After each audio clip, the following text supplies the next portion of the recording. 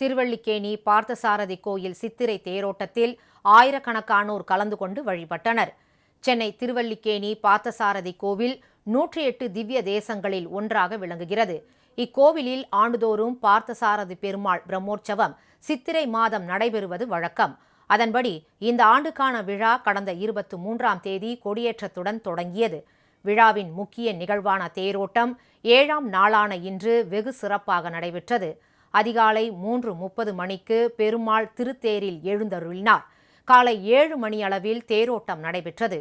கூடியிருந்த ஆயிரக்கணக்கான பக்தர்கள் கோவிந்தா கோவிந்தா என்ற முழக்கத்துடன் தேரை வடம் பிடித்து இழுத்தனர்.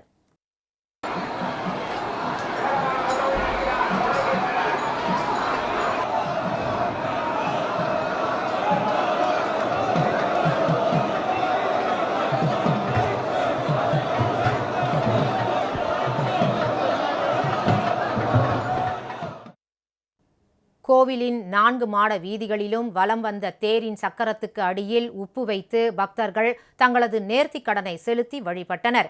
நூற்றுக்கணக்கான பக்தர்கள் தேருக்கு முன்பு நெற்றியில் நாமம் இட்டுக்கொண்டு திவ்ய பிரபந்தம் பாடி சென்றனர்.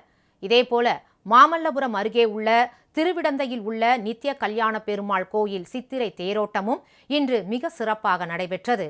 பக்தர்கள் மற்றும் பொதுமக்கள் தேரை வடம் பிடித்து இழுத்து சென்று வழிபட்டனர்.